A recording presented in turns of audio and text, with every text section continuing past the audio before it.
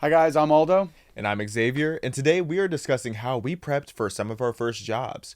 What was your first job, Aldo? My first job was working at a local hardware store. I'll never forget it, getting my first paycheck back at that job, a long week of work, and remembering two things. One, that I thought the value of my labor was a lot more than I got paid. And I just thought to myself, dang, this paycheck is so much less than what I think I deserve. And it really taught me the value of my time and the value of my skills and my labor. And the other thing I remember thinking was the government is taking way too much of my money. I still remember I thought that they were going to take out just a few dollars for my first check. It was going to be like if I buy a bag of chips, they would just take out a small percentage. But no, I was so disappointed because I planned on using my first check to buy a new pair of Jordans, and I didn't have enough money anymore because the taxes took out so much. What was your first job? I worked at a nursing home as a dishwasher and dietary aide. And what that job taught me was just how much your team and your clients essentially will depend on you with your job. It wasn't anything fancy. It wasn't anything that seemed super important, but these residents depended on me and my team ultimately needed me. So that was something that I learned the importance of just how to work and operate as a team when you have your first job. You know, if you have to be at work every day with people for hours and hours a day, for weeks at a time, you want to like the people that you work with. And so if you're getting your first internship, if you're getting your first job, be somebody that people like to be around and go for something that you're passionate about. Always make sure to follow up with people that you worked with because those connections that you make early on are going to be really valuable years down the line. My advice is to find that balance between confidence and humility, whether it's your first job or way down the road in your career, because you need to have the confidence to go up and ask for the job or say, like, these are the skills that I will bring to the table. A lot of people sit around waiting for that opportunity to just drop in their lap, but you have to be a go-getter. And then you also need to be humble when you get that role, because you're not just going to walk in and be the CEO of the company. You have to pay your dues. And the more dues you pay, I feel like the more you are going to assure yourself that later down the road, that when you are in that position that you've always dreamt of having, that you are going to respect every single person in that chain because you know how hard they're working as well. Yeah, no, that's a good point. Up next, check out these 3 episodes from PragerU on how to get ready for your summer job or internship.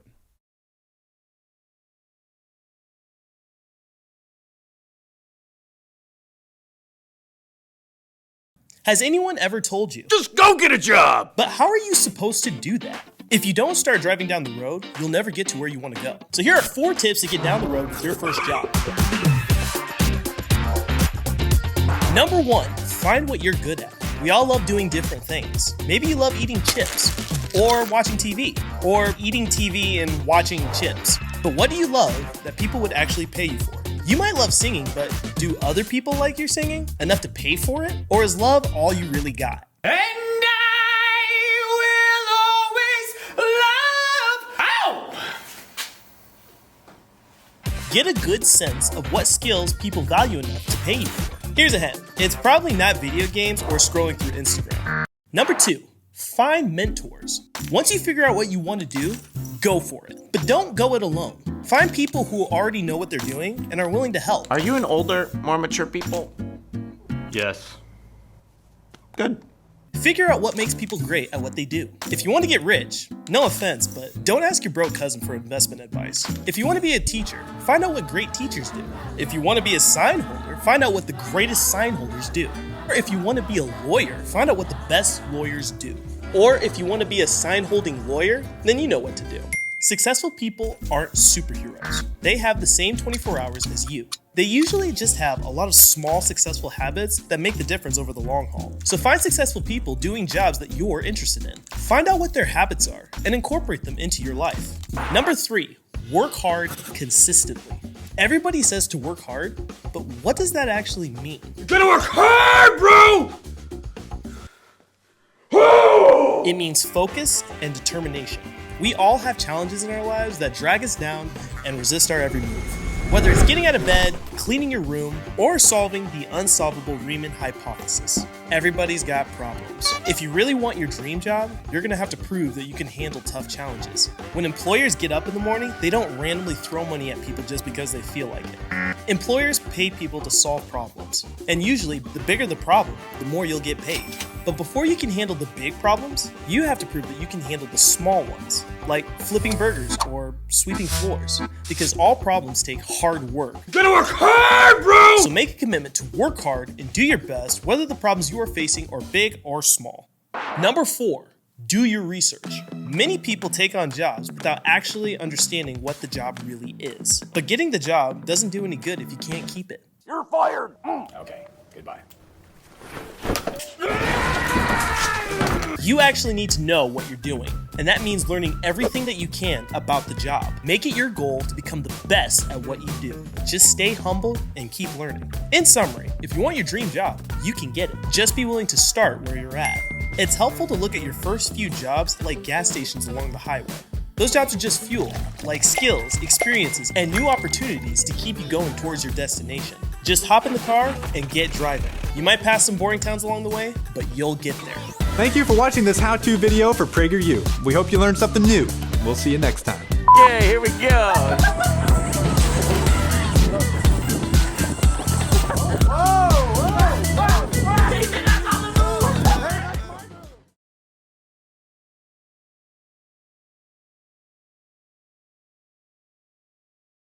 We all know how it feels to want to make a good impression.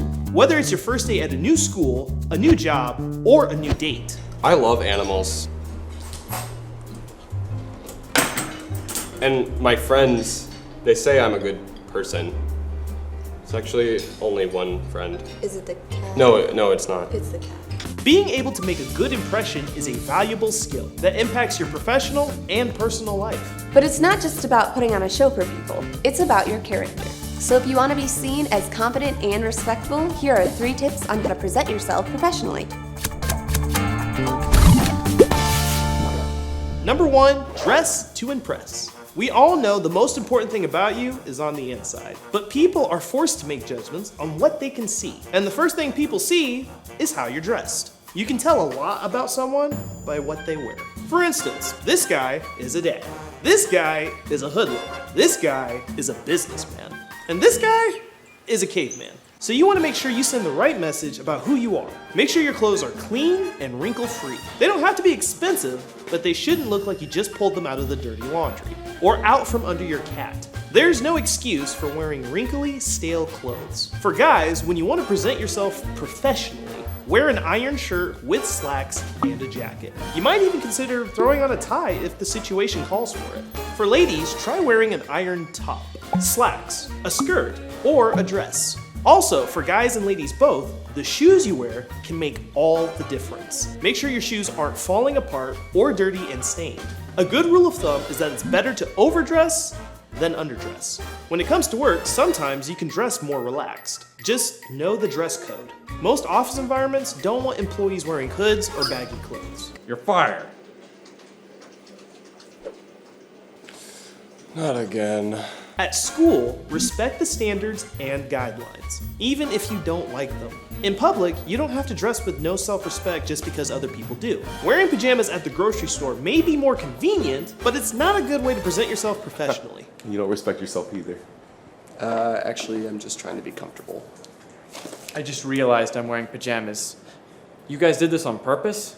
At special events like a graduation, wedding, or worship service, dress appropriately for the occasion. These are not places to make a statement or express your creativity. Number 2, maintain good physical hygiene. It doesn't matter how well you're dressed. If you smell weird, your hair's messed up, and there's stuff in your teeth, good hygiene shows others that you are a healthy, respectable person. Really, it's as simple as taking care of yourself. Start with the basics. Eat well, maintain a healthy and balanced diet. Sleep well. Get at least 7 hours of sleep per night. And make sure you're getting regular exercise. Keep your teeth nice. Brush, floss, and go to regular cleanings. Take care of your skin and shave what you should be shaving. Keep your finger and toenails clean and well trimmed. And shower as often as necessary. Use deodorant and consider trying cologne or perfume. Just don't overdo it. You don't want to send people into a coma.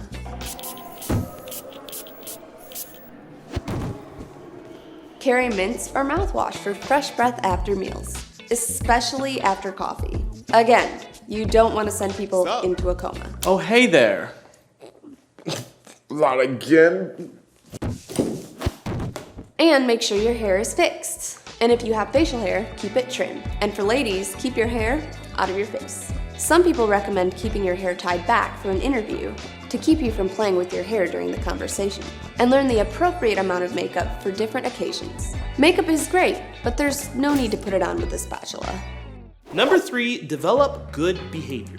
The most important aspect of presenting yourself professionally is your behavior. The way you act is a reflection of your inner character, and it tells people more about who you are than anything else. You should always behave in a way that shows care and respect for others. This will make others respect you in return. So how do you carry yourself in a way that shows care and respect? Be punctual. This shows that you respect other people's time.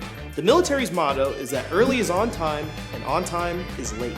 When it comes to meeting new people and establishing new relationships, keep things comfortable for the other person. Avoid sensitive, controversial, or overly personal topics. I have a ringworm on my thigh, but I'm getting it removed, so I'm pretty happy about that. And don't be negative. No one wants to be around a downer. If I don't get this ringworm removed properly, I'll probably get an infection and die. And when you're interacting with others, give them the focus they deserve. Make eye contact and be sure to give a firm handshake at the beginning and end of the interaction. Listen carefully and don't look at your phone. In fact, if you're having a conversation with someone, just put your phone away. Next, be aware of your body language. Keep good posture.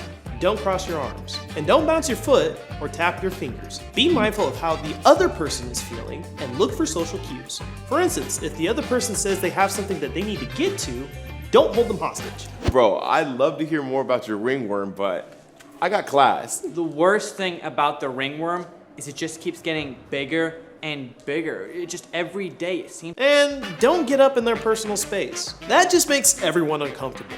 And it just keeps getting worse and worse and worse. Please tell me this ringworm isn't contagious. If you're attending an event or place of worship, do research on the expectations and rituals before arriving. This way, you know how to dress appropriately and how to carry yourself.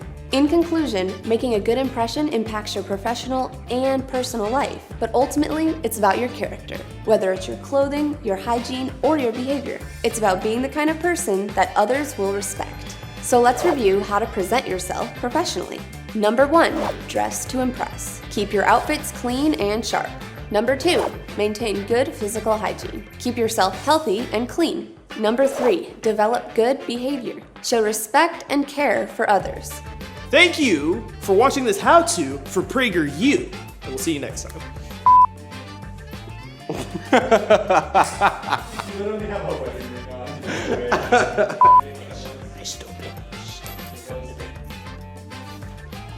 I'm gonna be a sim. Dorna. Actually, it's only one friend. My best.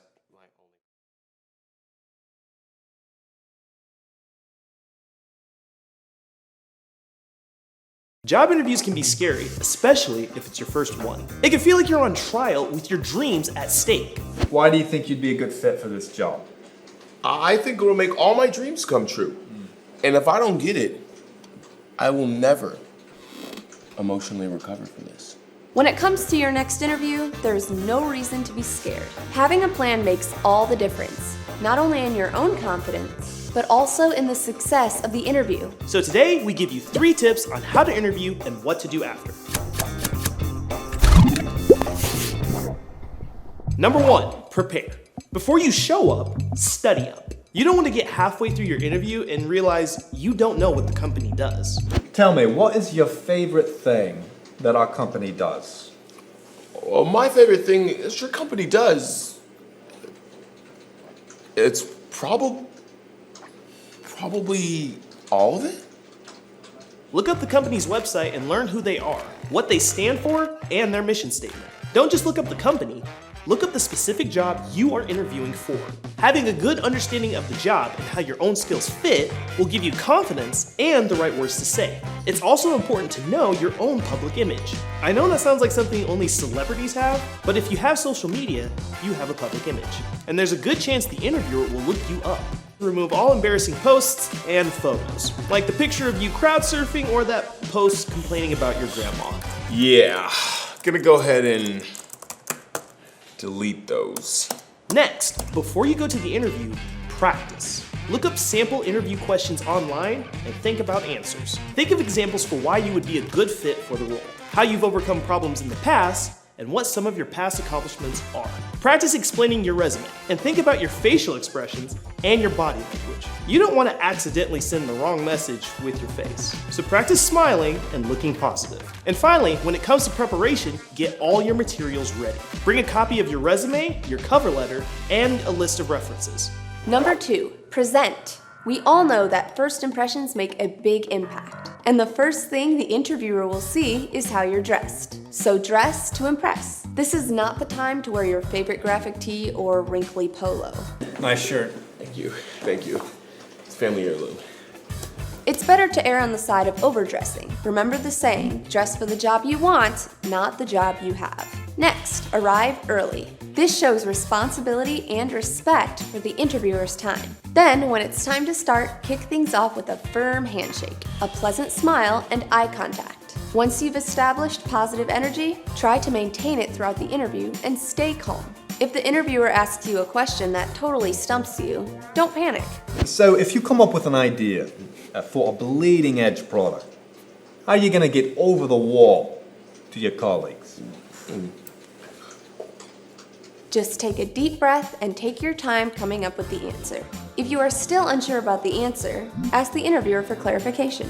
Whatever you do, just don't make up answers. If my edge was bleeding, I would probably get a Band-Aid and leap over said wall like a spider.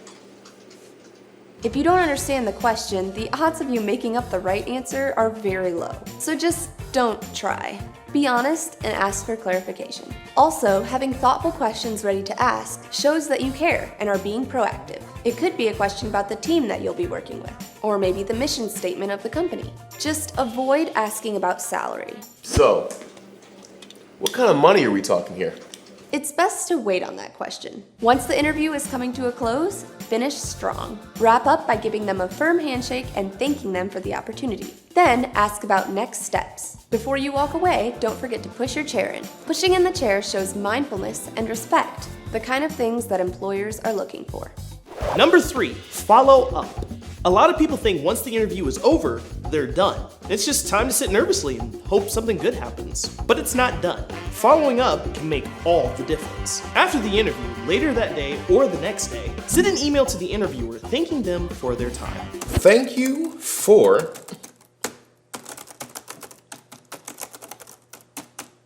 your time. If you don't hear back by the date they said they would make an offer, it's okay. They may make an offer to someone else, but that person may not take the job. So give them a little time to work things out. Put a note on your calendar to follow up 1 week after the date they said they would get back to you. If you haven't heard back when that date comes, send a note to the interviewer. Express your interest and excitement for the role. Say something positive about the organization and ask if there's any additional information that you can provide to be helpful. Let them know you look forward to hearing back soon. I am very interested in this job. I look forward to hearing back soon. Send. At that point, you've done all that you can do. So take a deep breath and give yourself a pat on the back. You won't get every job you interview for, but if you follow these steps, you can go into any interview with confidence, knowing that you're giving yourself the best chance to succeed. So let's review how to interview and what to do after. Number 1, prepare. Do your research and practice. Number 2, present. Dress to impress and carry yourself with confidence. Number 3, follow up. Send a thank you email and remind them about your excitement for the job. Thank you for watching this how-to video for PragerU. We hope you learned something new, and we'll see you next time. Well, that's my coffee. Sir, I have another interviewer coming in. Sir, please. Security? Security! Security! Security. Security, please. All right. Are you done with this?